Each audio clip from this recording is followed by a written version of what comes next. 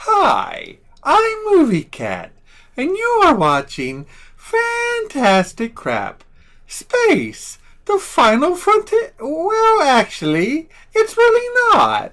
Sci-fi movies have gone down into the ocean, into other dimensions, realities, timelines, and even the human body. But space is always a fun dang backdrop. After Star Wars proved that space was the next profitable frontier, the 80s oozed with several space adventures trying to ride off the Star Wars excitement. In 1980, B-movie legend Roger Corman produced what is considered by many the greatest of the Star Wars ripoffs, Battle Beyond the Stars. The film has produced a massive cult following and has become a favorite of B-movie sci-fi fans everywhere, so naturally, that makes the film a perfect target for the Fantastic Crap chopping block. So, let's get ready to defend the galaxy with lots of laser beam fights and spaceship chases. It's Battle Beyond the Stars! The film opens up with the title card going through warp speed. This theme music is very nice. And of course it is. It was created by James Horner, who would go on to become a legend known for making fantastic sci-fi and adventure movie themes. Though this one is very familiar for some reason. It's probably the fact that it was reused by several other B sci-fi movies afterwards, including Space Raiders and Wizards of the Lost Kingdom. We are then introduced to the bad guys led by John Saxon, who wants to enslave a planet for its resources.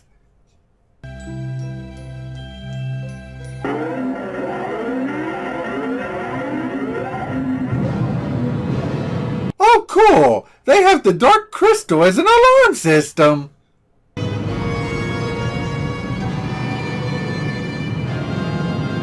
What is it? That would be called a spaceship, genius! I am Sador of the Mount Mori. I have come with my forces to conquer you. Whoa! They are being invaded by Nancy's father's disembodied head! Yes, that was a reference. And no, I'm not going to tell you to what. Hey, if you're watching stuff like this, you should very well know the reference. Wow. He gives them a week to comply to his wishes, or else he destroys them, so they decide to go out and hire a bunch of mercenaries to help fight for them. Wait a minute. This is pretty much the exact same plot of the Seven Samurai and the Magnificent Seven and A Bug's Life. Hey, I cannot blame Hollywood for this. It's a pretty fun storyline. A young man is sent on a mission to find the mercenaries, but he is not alone. He has his trusty spaceship. Are you there, old girl? Nobody calls me that but Zed. Sorry. This isn't going to be just another planetary joyride, you know. I know that, Nell. Seems the spaceship is a female, too.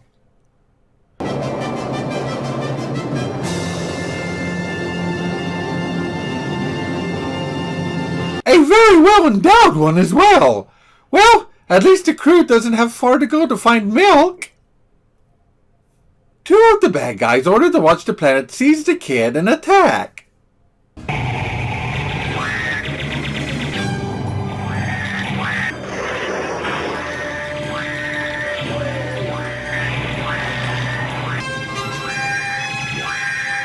But lucky for the kid, they learned to shoot at the Stormtrooper Academy. Showing my backside to those mutant sons of bitches. I can't believe it. You got no backbone, kid. You know what? I think I'm starting to like this ship. Give me the docking thrusters, please.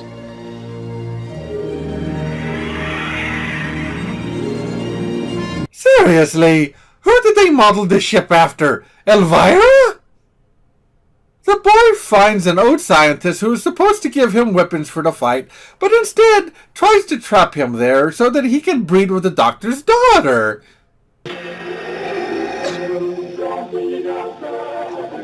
Wait, did that door just make a Darth Vader breathing sound? Anyway, the kid escapes but talks the daughter into coming with him. Along the way, they run into a literal space cowboy who is being attacked by space raiders.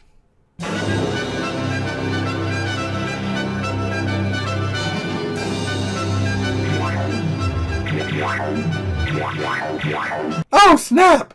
Isn't that the flag that people find offensive nowadays? Ah! Damn it! You humans are stupid! Lock in on target. Fire. Fire! Not from behind. Step in it, kid. You gotta follow through. No, not from behind, no.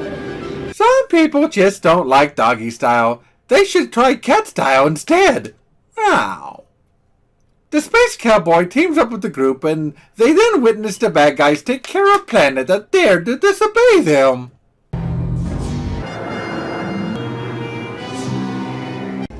Continue with the operation. You may fire when ready. Commence primary ignition.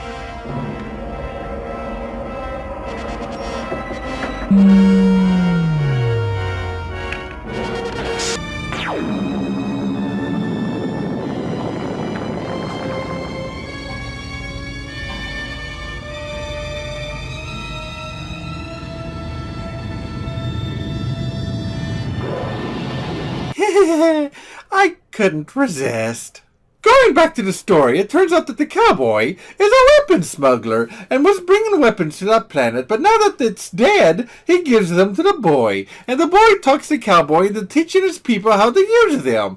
Meanwhile, the scientist's daughter gets kidnapped by a reptilian alien who, along with his crew, harvests organisms for food and sells them for the highest bidder. She manages to talk them into joining them instead of turning her into the next Happy Meal, merely just by speaking the bad guy's name. It turns out that the reptilian alien really hates the bad guy. Meanwhile, the boy also has an encounter with a mysterious alien race. There are hundreds of thousands like us at home and scattered throughout the universe. We are Nestor. You're clones. In a manner of speaking. Oh wow, those eyeballs sure do look 100% real! Anyway, the aliens tell the boy that they want to join his quest just because they are bored and want to have an adventure. I'm going on an adventure! The boy goes to a planet that is supposed to be crawling with mercenaries and sees that it's isolated and finds Robert Vaughn, who plays a mercenary pro who is famous and is hiding because he has bounties on him on every major planet in the solar system. He agrees to join the merry little band because their planet can offer him food that doesn't suck and a different place to hide. The boy then encounters the next person to join their army, a woman warrior who lives to fight and who is primarily here to make sure the male audience keeps paying attention. I have heard of your battle with the Malmori. I wish to join you. The Valkyrie are great warriors. In our youth, we must leave home and fight in many battles until we have proven ourselves. Yeah, all the women in this seem to be well endowed. Even the spaceships! With all the characters found and collected, they all briefly meet one another and then head back to defend the planet from the evil John Saxon. The Malmori ship has to lower part of its force field in order to fire. When the stellar converter is about to be activated, the ship is extremely vulnerable. There seems to be something very familiar with this bit of them discussing the Death Star's, the ship's weakness. So, let's recap our band of heroes. We have the fake eyeball aliens. Try one.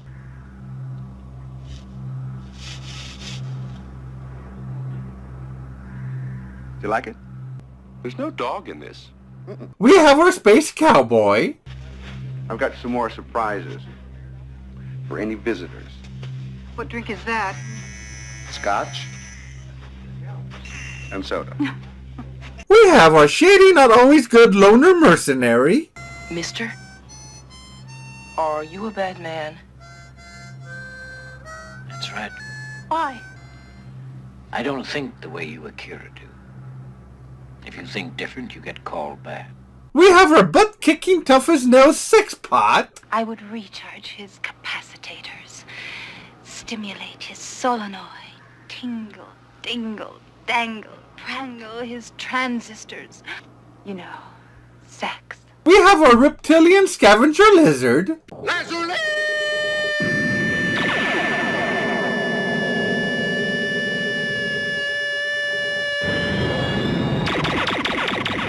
And of course we have our two young leads. I've scanned information about mating. Does your species have kissing? Oh, yes. We have that. Most of the characters in this are rather fun and likable. I understand why filmmakers tend to reuse this plotline over and over. Also about Robert Vaughn's mercenary character, he was a take on the lead character from the Magnificent Seven film, who was also played by Robert Vaughn, and even some of his dialogue from the Magnificent Seven is reused here. Anyway, the bad guy arrives and the heroes face him, which kicks off the climatic epic showdown. While the massive dogfight happens in space, war is waged on the planet's surface, with the space cowboy rallying the ground forces against the invaders. What the hell is that? Some sort of sonic weapon. We can't defend against it. Maybe another rock slide will stop it. Come on. Your free rock slide didn't work. The sonar weapon is jamming a sensor. What happened? Did they not have the budget to show us that? Anyway, the battle continues and lives are lost, and even the evil Shadar himself loses an arm. After a bit more battles and losses on both sides, Shadar orders them to use their planet-killing weapon on the planet, which also opens up his one weakness. The warrior woman uses her ship to destroy the gun.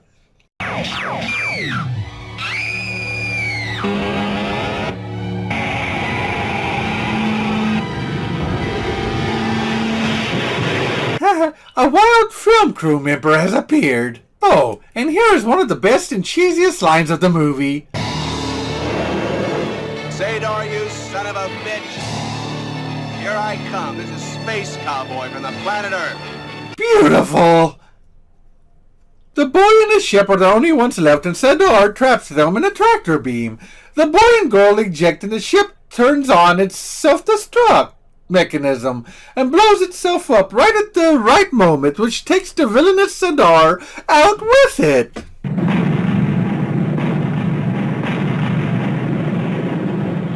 I want to live forever.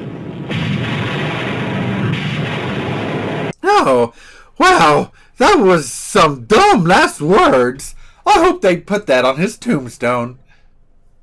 The boy gives a generic line about how those who lost their lives in battle will always be with us, and then the movie has an abrupt end.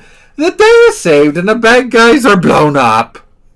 This movie was released on the same year that Star Wars The Empire Strikes Back, Flash Gordon, and Galaxina was released. Wow, 1980 was an epic year for sci-fi.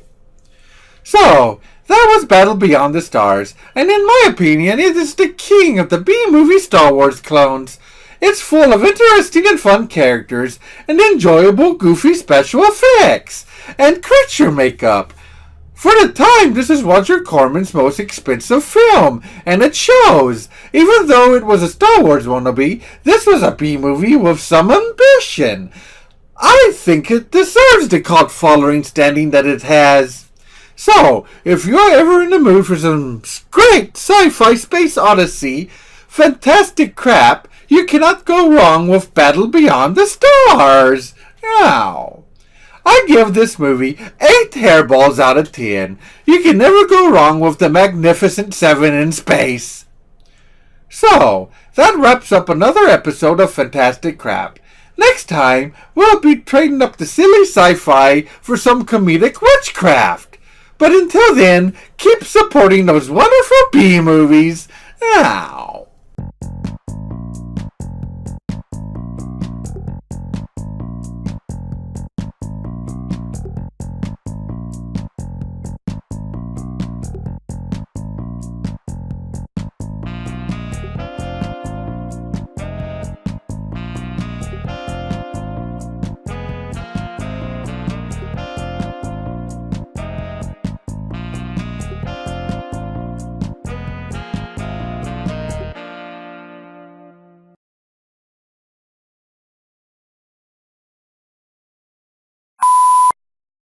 Most of the characters in